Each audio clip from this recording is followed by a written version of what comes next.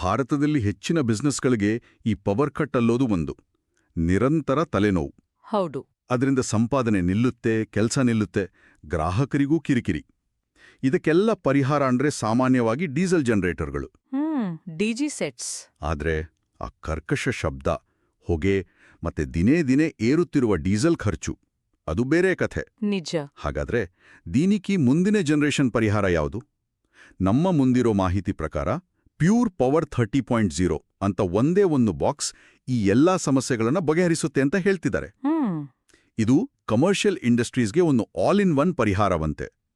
ಆದ್ರೆ ಒಂದು ಆಫೀಸ್ನಿಂದ ಹಿಡಿದು ಹಾಸ್ಪಿಟಲ್ವರೆಗೂ ಎಲ್ಲರ ಬೇಡಿಕೆಗಳನ್ನ ಒಂದೇ ಸಿಸ್ಟಮ್ ಪೂರೈಸೋದು ನಿಜವಾಗ್ಲೂ ಸಾಧ್ಯನಾ? ಬನ್ನಿ ಇದರ ಬಗ್ಗೆ ಸ್ವಲ್ಪ ಆಳವಾಗಿ ನೋಡೋಣ. ಖಂಡಿತ.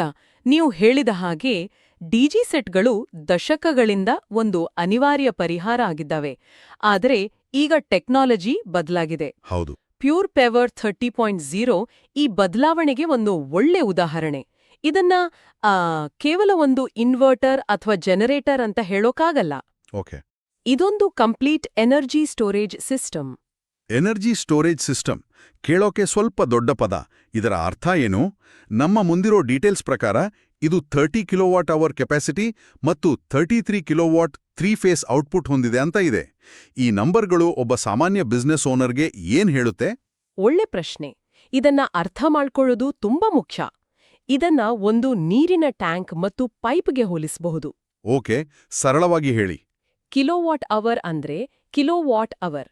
ಇದು ನಿಮ್ಮ ಮನೆಯ ಮೇಲಿರೋ ನೀರಿನ ಟ್ಯಾಂಕ್ ಇದ್ದ ಹಾಗೆ. ಅಂದ್ರೆ ಸ್ಟೋರೇಜ್ ಕೆಪಾಸಿಟಿ. ಎಕ್ಸಾಕ್ಟ್ಲಿ. ಅದು ಎಷ್ಟು ಎನರ್ಜಿಯನ್ನ ಹಿಡಿದಿಟ್ಟುಕೊಳ್ಳಬಲ್ಲದು ಅನ್ನೋದರ ಅಳತೆ. 30 ಕಿಲೋವಾಟ್ ಅವರ್ ಅಂದ್ರೆ ಇದು ದೊಡ್ಡ ಪ್ರಮಾಣದ ಶಕ್ತಿಯನ್ನ ಸ್ಟೋರ್ ಮಾಡಿ ಇಟ್ಟುಕೊಳ್ಳುತ್ತೆ. ಸರಿ, ಕಿಲೋವಾಟ್ ಅವರ್ ಅಂದ್ರೆ ಟ್ಯಾಂಕ್ನ ಸೈಜ್. ಹಾಗಾದ್ರೆ KW ಅಂದ್ರೆ? ಕಿಲೋವಾಟ್ ಅಂದ್ರೆ ಕಿಲೋವಾಟ್. ಇದು ಆ ಟ್ಯಾಂಕ್ಗೆ ಕನೆಕ್ಟ್ ಮಾಡಿರೋ ಪೈಪ್ನ ಗಾತ್ರ ಇದ್ದ ಹಾಗೆ. ಓಹ್, ಓಕೆ. ಪೈಪ್ ಎಷ್ಟು ದೊಡ್ಡದಿದೆಯೋ ಅಷ್ಟು ಫಾಸ್ಟ್ ಆಗಿ ಅಷ್ಟು ಹೆಚ್ಚು ನೀರು ಒಂದೇ ಸಾರಿ ಹೊರಗೆ ಬರುತ್ತೆ.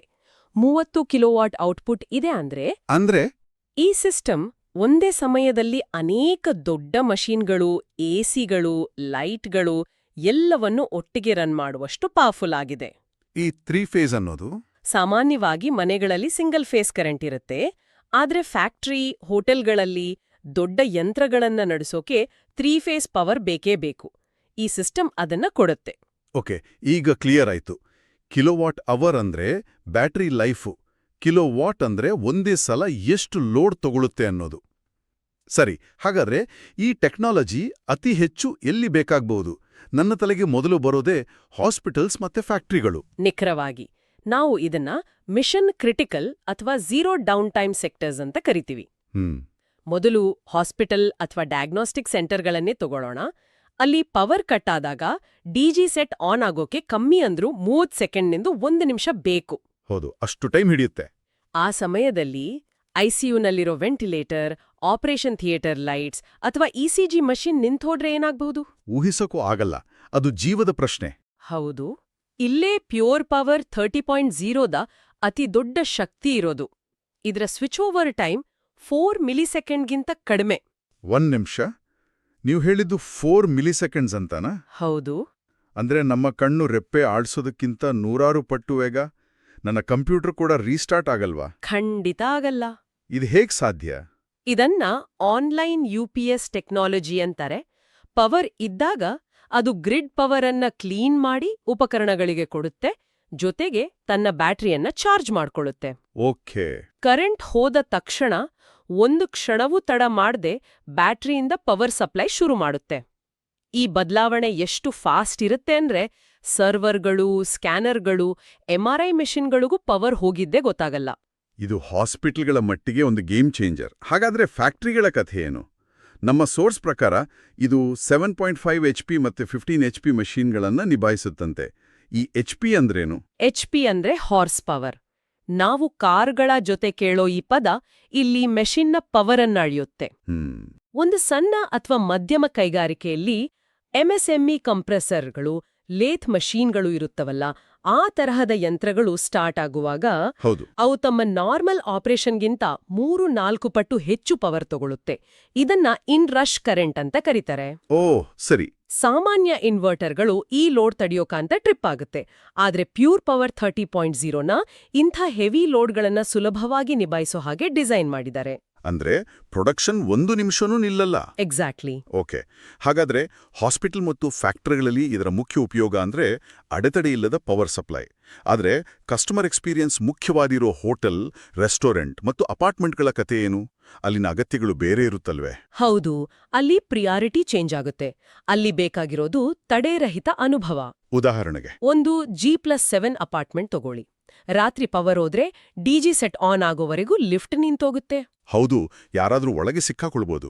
ಹೌದು, ಮಕ್ಕಳು, ವೃದ್ಧರಿಗೆ ಭಯ ಆಗಬಹುದು. ಆದ್ರೆ ಈ ಸಿಸ್ಟಮ್ ಇದ್ರೆ ಲಿಫ್ಟು, ಮನೆಯೊಳಗಿನ ಎಸಿ, ಲೈಟ್ಸ್, ವಾಟರ್ ಮೋಟಾರ್ ಎಲ್ಲವೂ ನಿರಂತರವಾಗಿ ಕೆಲಸ ಮಾಡುತ್ತೆ. ಅಂದ್ರೆ ಪವರ್ ಹೋಗಿದ್ದೇ ಗೊತ್ತಾಗಲ್ಲ ಅಲ್ವಾ? ಖಂಡಿತ.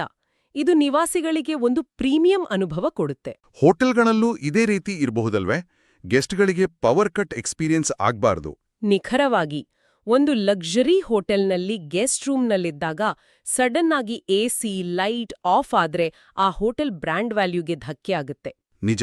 ಈ ಸಿಸ್ಟಮ್ನಿಂದ ಗೆಸ್ಟ್ ರೂಮ್ಗಳು ಮಾತ್ರ ಅಲ್ಲ, ಕಿಚನ್ನಲ್ಲಿರೋ ದೊಡ್ಡ ಓವನ್ಗಳು, ಡೀಪ್ ಫ್ರೀಜರ್ಗಳು, ಲಾಬಿಯಲ್ಲಿರೋ ಎಲಿವೇಟರ್ಗಳು ಎಲ್ಲವೂ ನಿರಂತರವಾಗಿ ಕೆಲಸ ಮಾಡುತ್ತೆ. ಸೂಪರ್ ಮಾರ್ಕೆಟ್ಗಳ ವಿಷಯದಲ್ಲೂ ಇದೇ ತರ್ಕನ? ಅಲ್ಲಿ ಲಕ್ಷಾಂತರ ರೂಪಾಯಿ ಮೌಲ್ಯದ ಹಾಲು, ಐಸ್ ಕ್ರೀಮ್ ಈ ತರಹದ ಪದಾರ್ಥಗಳಿರುತ್ತೆ. ಹೌದು, ಆದ್ರೆ ಅಲ್ಲಿ ಇನ್ನೊಂದು ಮುಖ್ಯ ಪಾಯಿಂಟ್ ಸೇರ್ಕೊಳ್ಳುತ್ತೆ: ದಾಸ್ತಾನು ರಕ್ಷಣೆ. Inventory protection. ಕರೆಕ್ಟ್. ಸೂಪರ್ ಮಾರ್ಕೆಟ್ಗಳಲ್ಲಿ ದೊಡ್ಡ ಫ್ರೀಜರ್ಗಳು, ಚಿಲ್ಲರ್ಗಳು 24/7 ಕೆಲಸ ಮಾಡಬೇಕು. ಕೆಲವು ಗಂಟೆ ಪವರ್ ಇಲ್ಲ ಅಂದ್ರೆ ಲಕ್ಷಾಂತರ ರೂಪಾಯಿ ಸರಕು ಹಾಳಾಗ್ಬೋದು. ಅಷ್ಟೇ ಅಲ್ಲ, ಬಿಲ್ಲಿಂಗ್ ಕೌಂಟರ್ ನಿಂತೋದ್ರೆ ವ್ಯಾಪಾರವೇ ನಿಲ್ಲುತ್ತೆ. ಎಕ್ಸಾಕ್ಟ್ಲಿ. ಪ್ಯೂರಿಪವರ್ 30.0 ಈ ಎರಡು ಸಮಸ್ಯೆಗಳನ್ನ ಪರಿಹರಿಸುತ್ತೆ. Inventory safe, business continues. ಕೇಳೋಕಿದೆಲ್ಲ ಚೆನ್ನಾಗಿದೆ, ಆದ್ರೆ ನಂದೊಂದು ಪ್ರಶ್ನೆ. ಒಂದು ಡಿಜಿ ಸೆಟ್ ಅನ್ನೋದು ದಶಕಗಳಿಂದ ಬಳಕೆಯಲ್ಲಿರೋ ಒಂದು ಪ್ರೂವನ್ ಟೆಕ್ನಾಲಜಿ. ಹೌದು. ಬಿಸ್ನೆಸ್ ಓನರ್ಗಳಿಗೆ ಅದರ ಮೇಲೆ ಒಂದು ನಂಬಿಕೆ ಇರುತ್ತೆ. ಈ ಹೊಸ ಎಲೆಕ್ಟ್ರಾನಿಕ್ ಬಾಕ್ಸ್ ಅಷ್ಟು ರಿಲಯಬಲ್ ಇದೆಯಾ? ಇದರ ಮೇಂಟೆನೆನ್ಸ್ ಹೇಗೆ? ಏನಾದ್ರೂ ಕೆಟ್ಟ ಹೋದ್ರೆ ಒಂದು ಸಣ್ಣ ಊರಲ್ಲಿ ಇದನ್ನ ಸರಿಪಡಿಸೋಕೆ ಮೆಕ್ಯಾನಿಕ್ ಸಿಗ್ತಾ? ಇದು ಬಹಳ ಪ್ರಾಕ್ಟಿಕಲ್ ಮತ್ತು ಇಂಪಾರ್ಟೆಂಟ್ ಪ್ರಶ್ನೆ. ಮೊದಲನೇದಾಗಿ ರಿಲಯಬಿಲಿಟಿ. ಇದನ್ನ ಇಂಡಿಯಾದ ಕಠಿಣ ಪರಿಸ್ಥಿತಿಗಳಿಗಾಗಿಯೇ ಡಿಸೈನ್ ಮಾಡಿರೋದು. ಇದು IP65 ರೇಟೆಡ್ ಪ್ರಾಡಕ್ಟ್. IP65 ಅಂದ್ರೆ ಇದು ಧೂಳು ಮತ್ತೆ ನೀರಿನಿಂದ ಕಂಪ್ಲೀಟ್ ಪ್ರೊಟೆಕ್ಷನ್ ಹೊಂದಿದೆ. ಇದನ್ನ ಹೊರಗಡೆ ಮಳೆ ಬಿಸಿಲಲ್ಲಿಟ್ರೂ ಏನೂ ಆಗಲ್ಲ. ಸರಿ. ಹಾಗಾದ್ರೆ ಮೇಂಟೆನೆನ್ಸ್ ಮತ್ತೆ ರಿಪೇರಿ ಬಗ್ಗೆ? ಡಿಜಿ ಸೆಟ್ಗೆ ಆಯಿಲ್ ಚೇಂಜ್ ಮಾಡೋಕೆ, ಸರಿಪಡಿಸೋಕೆ ಲೋಕಲ್ ಮೆಕ್ಯಾನಿಕ್ ಇರ್ತಾರೆ. Good point. ಡಿಜಿ ಸೆಟ್ಟಿಗೆ ರೆಗ್ಯುಲರ್ ಆಗಿ ಡೀಸೆಲ್ ತುಂಬಿಸ್ಬೇಕು, ಆಯಿಲ್ ಬದಲಾಯಿಸಬೇಕು, ಹೀಗೆ ತುಂಬಾ ಮೇಂಟೆನೆನ್ಸ್ ಬೇಕು. ಹೌದು. ಆದ್ರೆ ಪ್ಯೂರ್ ಪವರ್ 30.0 ಒಂದು ಸಾಲಿಡ್ ಸ್ಟೇಟ್ ಡಿವೈಸ್. ಅಂದ್ರೆ ಇದರಲ್ಲಿ ಚಲಿಸುವ ಭಾಗಗಳೇ ಇಲ್ಲ. ಹಾಗಾಗಿ ಇದಕ್ಕೆ ಆಲ್ಮೋಸ್ಟ್ ಝೀರೋ ಮೇಂಟೆನೆನ್ಸ್ ಬೇಕು. ಇನ್ನು ರಿಪೇರಿ ವಿಷಯಕ್ಕೆ ಬಂದ್ರೆ ಇದೊಂದು ಸ್ಮಾರ್ಟ್ ಡಿವೈಸ್. ಇದು AI powered cloud monitoring system ಹೊಂದಿದೆ. ಅಂದ್ರೆ ಈ ಮಷೀನ್ ತನ್ನ ಪರ್ಫಾರ್ಮೆನ್ಸ್ ಅನ್ನ ತಾನೇ ನಿರಂತರವಾಗಿ ಚೆಕ್ ಮಾಡ್ಕೊಳ್ಳುತ್ತೆ. ಆ ಮಾಹಿತಿಯನ್ನ ಇಂಟರ್ನೆಟ್ ಮೂಲಕ ನಮ್ಮ ಹೆಡ್ ಆಫೀಸ್ಗೆ ಕಳಿಸುತ್ತೆ. ಒಂದು ವೇಳೆ ಅದರಲ್ಲಿ ಸಣ್ಣ ದೋಷ ಕಂಡು ಬಂದ್ರೂ ಅದು ನಮಗೆ ಅಲರ್ಟ್ ಮಾಡುತ್ತೆ. ಹಲವು ಬಾರಿ ಸಾಫ್ಟ್ವೇರ್ ಸಮಸ್ಯೆಗಳನ್ನ ನಾವು OTA ಅಂದ್ರೆ ಓವರ್ ದಿ ಏರ್ ಅಪ್ಗ್ರೇಡ್ ಮೂಲಕ ಇಲ್ಲಿಂದಲೇ ಸರಿಪಡಿಸಬಹುದು. ನಿಮ್ಮ ಸ್ಮಾರ್ಟ್ಫೋನ್ಗೆ ಅಪ್ಡೇಟ್ ಬಂದ ಹಾಗೆ. ಎಕ್ಸಾಕ್ಟ್ಲಿ. ಒಂದು ವೇಳೆ ಹಾರ್ಡ್ವೇರ್ ಸಮಸ್ಯೆ ಇದ್ರೆ ಕಸ್ಟಮರ್ಗೆ ಗೊತ್ತಾಗೋ ಮೊದ್ಲೇ ನಮ್ಮ ಸರ್ವಿಸ್ ಟೀಮ್ ಅಲ್ಲಿಗೆ ತಲುಪೋ ವ್ಯವಸ್ಥೆ ಮಾಡಬಹುದು. ಓಕೆ. ಜೊತೆಗೆ ಇದಕ್ಕೆ 5 ವರ್ಷ ಸ್ಟ್ಯಾಂಡರ್ಡ್ ವಾರಂಟಿ ಇದೆ. ಇದನ್ನ 12 ವರ್ಷದವರೆಗೂ ವಿಸ್ತರಿಸಬಹುದು. ಸರಿ. ಇದು ಸ್ಮಾರ್ಟ್ ಮತ್ತು ರಿಲಯಬಲ್. ಆದ್ರೆ ಆರ್ಥಿಕವಾಗಿ ಹೇಗೆ? ಒಂದು ಡಿಜಿ ಸೆಟ್ಗೆ ಹೋಲಿಸಿದ್ರೆ ಇದರ ಆರಂಭಿಕ ವೆಚ್ಚ ಮತ್ತೆ ಲಾಂಗ್ ಟರ್ಮ್ ಬೆನಿಫಿಟ್ಸ್ ಬಗ್ಗೆ ನಮ್ಮ ಸೋರ್ಸಸ್ ಏನ್ ಹೇಳುತ್ತೆ? ಇದು ರಿಟರ್ನ್ ಆನ್ ಇನ್ವೆಸ್ಟ್ಮೆಂಟ್ ROI ಪ್ರಶ್ನೆ. ಆರಂಭದಲ್ಲಿ ಇದರ ಬೆಲೆ ಡಿಜಿ ಸೆಟ್ಗಿಂತ ಹೆಚ್ಚಿರಬಹುದು. ಆದ್ರೆ ಟೋಟಲ್ ಕಾಸ್ಟ್ ಆಫ್ ಓನರ್ಶಿಪ್ ನೋಡಿದ್ರೆ ಚಿತ್ರಣನೇ ಬದಲಾಗುತ್ತೆ. ಮೊದಲನೇದಾಗಿ ಡೀಸೆಲ್ ಖರ್ಚು ಕಂಪ್ಲೀಟ್ ಝೀರೋ. ಅದು ದೊಡ್ಡ ಉಳಿತಾಯ. ಎರಡನೇದಾಗಿ ಮೇಂಟೆನೆನ್ಸ್ ಖರ್ಚಿಲ್ಲ. ಮೂರನೇದಾಗಿ ಇದರ ಎಫಿಷಿಯನ್ಸಿ 94%ಗಿಂತ ಹೆಚ್ಚು. 94%? ಹೌದು. ಅಂದ್ರೆ ನೀವು ಗ್ರಿಡ್ನಿಂದ 100 ಯೂನಿಟ್ ಪವರ್ ತಗೊಂಡ್ರೆ ಅದು ಬ್ಯಾಟರಿಯಲ್ಲಿ ಸುಮಾರು 94 ಯೂನಿಟ್ ಸ್ಟೋರ್ ಮಾಡುತ್ತೆ. ಡಿಜಿಸೆಟ್ ಎಫಿಷಿಯನ್ಸಿ ಬರೀ 30-35% ಅಷ್ಟೇ. ಇದ್ರ ಜೊತೆಗೆ ಸೋಲಾರ್ ಕನೆಕ್ಷನ್ ಬಗ್ಗೆನೂ ಮಾಹಿತಿ ಇದೆ. ಅದು ಹೇಗ್ ವರ್ಕ್ ಆಗುತ್ತೆ? ಇದಕ್ಕೆ ಸೋಲಾರ್ ಪ್ಯಾನೆಲ್ಗಳನ್ನ ಡೈರೆಕ್ಟ್ ಆಗಿ ಕನೆಕ್ಟ್ ಮಾಡಬಹುದು. ಹಗಲಿನಲ್ಲಿ ನಿಮ್ಮ ಆಫೀಸ್ ಅಥವಾ ಫ್ಯಾಕ್ಟರಿ ಸೋಲಾರ್ ಪವರ್ನಲ್ಲೇ ನಡೆಯುತ್ತೆ. ಹೆಚ್ಚುವರಿ ವಿದ್ಯುತ್ ಉತ್ಪಾದನೆ ಆದ್ರೆ ಅದು ಬ್ಯಾಟರಿಯನ್ನ ಚಾರ್ಜ್ ಮಾಡುತ್ತೆ. ಒಂದು ವೇಳೆ ಬ್ಯಾಟರಿನೂ ಫುಲ್ ಚಾರ್ಜ್ ಆಗಿ ನಿಮ್ಮ ಬಳಕೆಯೂ ಕಡಿಮೆ ಇದ್ರೆ, ಉದಾಹರಣೆಗೆ ವೀಕೆಂಡ್ನಲ್ಲಿ, ಹೌದು, ಆಗ ಹೆಚ್ಚುವರಿ ಪವರ್ ಅನ್ನ ಗ್ರಿಡ್ಗೆ ಎಕ್ಸ್ಪೋರ್ಟ್ ಮಾಡಿ ದುಡ್ಡು ಗಳಿಸಬಹುದು. ಅಂದ್ರೆ ಇದು ಕೇವಲ ಪವರ್ ಬ್ಯಾಕಪ್ ಅಲ್ಲ, ಇದೊಂದು ಸಣ್ಣ ಪವರ್ ಪ್ಲಾಂಟ್ ತರ ಆಗ್ಬಿಡತ್ತೆ, ಆದಾಯನೂ ತಂದುಕೊಡುತ್ತೆ. ನಿಖರವಾಗಿಯೇ. ಅದಕ್ಕಾಗಿಯೇ ಇದನ್ನ ಸ್ಮಾರ್ಟ್ ಎನರ್ಜಿ ಸಿಸ್ಟಮ್ ಅಂತ ಕರೆಯೋದು. ನಾವು ಚರ್ಚಿಸಿದ ಇನ್ನೊಂದು ನಿರ್ಣಾಯಕ ಕ್ಷೇತ್ರ ಅಂದ್ರೆ ಪೆಟ್ರೋಲ್ ಪಂಪ್ಗಳು. ಅಲ್ಲಿ ಕೂಡ ಪ್ರತಿ ನಿಮಿಷವೂ ಮುಖ್ಯ. ಖಂಡಿತ. ಪೆಟ್ರೋಲ್ ಪಂಪ್ಗಳಲ್ಲಿ ಪವರ್ ಹೋದ್ರೆ ಡಿಸ್ಪೆನ್ಸಿಂಗ್ ಮಿಷಿನ್ಗಳು ನಿಂತು ಹೋಗುತ್ತೆ. ಅಂದ್ರೆ ನೇರ ಆದಾಯ ನಷ್ಟ. ಹೌದು.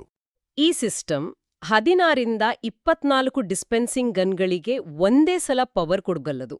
ಅಷ್ಟೇ ಅಲ್ಲ, ಟೈರ್ಗಳಿಗೆ ಗಾಳಿ ತುಂಬೋ 5 HP ಕಂಪ್ರೆಸರ್ಗಳನ್ನು ನಿಭಾಯಿಸುತ್ತೆ. ಹಾಗಾದ್ರೆ ಒಟ್ಟಾರೆಯಾಗಿ ಹೇಳೋದಾದ್ರೆ pure power 30.01 Swiss army knife ತರ. ಹೌದು. ಹಾ, ಹಾಸ್ಪಿಟಲ್ನ ಸೂಕ್ಷ್ಮ ಉಪಕರಣಗಳಿಂದ ಹಿಡಿದು ಫ್ಯಾಕ್ಟರಿಯ ಹೆವಿ ಮಷಿನ್ಗಳವರೆಗೆ ಒಂದೇ ಟೆಕ್ನಾಲಜಿ ಬೇರೆ ಬೇರೆ ಅಗತ್ಯಗಳಿಗೆ ತಕ್ಕಂತೆ ಹೊಂದಿಕೊಳ್ಳುತ್ತೆ. ಇದರ ಹಿಂದಿನ ಮೂಲತತ್ವ ಅಡ್ಯಾಪ್ಟಬಿಲಿಟಿ ಅನ್ಬೋದಾ? ಹೌದು, ಅಡ್ಯಾಪ್ಟಬಿಲಿಟಿ ಮತ್ತೆ ಇಂಟಿಗ್ರೇಷನ್. ಇದು ಕೇವಲ ಒಂದು ಪವರ್ ಬ್ಯಾಕಪ್ ಪರಿಹಾರ ಅಲ್ಲ. ಬದಲಿಗೆ ಯಾವುದೇ ಬಿಸ್ನೆಸ್ ನಿರಂತರವಾಗಿ ದಕ್ಷತೆಯಿಂದ ಮತ್ತೆ ಲಾಭದಾಯಕವಾಗಿ ನಡೆಯೋಕೆ ಸಹಾಯ ಮಾಡುವ ಒಂದು ಕಂಪ್ಲೀಟ್ ಸಿಸ್ಟಮ್. ಪವರ್ ಹೋದಾಗ ನಿಮ್ಮ ಆಪರೇಷನ್ಸ್ ನಿಲ್ಬಾರ್ದು ಅನ್ನೋದನ್ನ ಇದು ಖಚಿತಪಡಿಸುತ್ತೆ. ಈ ಚರ್ಚೆ ಬಹಳ ಕುತೂಹಲಕಾರಿಯಾಗಿತ್ತು. ನಮ್ಮ ಕೇಳುಗರಿಗೆ ಯೋಚಿಸೋಕೆ ಒಂದು ಅಂತಿಮ ವಿಷಯ ಕೊಡೋದಾದ್ರೆ ಏನು ಹೇಳ್ತೀರಿ? ಖಂಡಿತ. ಇಂದು ನಾವು ಒಂದು ಪ್ರಾಡಕ್ಟ್ ಬಗ್ಗೆ ಮಾತಾಡಿದ್ದೀವಿ, ಆದ್ರೆ ಇದರ ಹಿಂದಿರೋ ದೊಡ್ಡ ಚಿತ್ರಣವನ್ನ ಗಮನಿಸಿ. ಓಕೆ. ಈ ತರದ ಟೆಕ್ನಾಲಜಿಗಳು ಕೇವಲ ಇವತ್ತಿನ ಪವರ್ ಪ್ರಾಬ್ಲಮ್ಗೆ ಪರಿಹಾರ ಕೊಡಲ್ಲ. ಇವು ಫ್ಯೂಚರಲ್ಲಿ ನಾವು ಎನರ್ಜಿಯನ್ನ ನೋಡೋ ದೃಷ್ಟಿಯನ್ನೇ ಬದಲಾಯಿಸಬಹುದು. ಹೇಗೆ?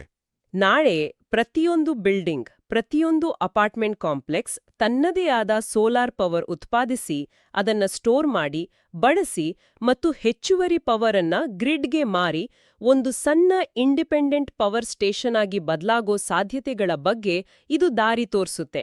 ಇದು ಇಂಧನ ನಿರ್ವಹಣೆಯ ವಿಕೇಂದ್ರೀಕರಣದ ಮುಂದಿನ ಹಂತ. ಹೌದು, ಅದ್ರ ಬಗ್ಗೆ ಯೋಚಿಸೋದು ಅವಶ್ಯಕ.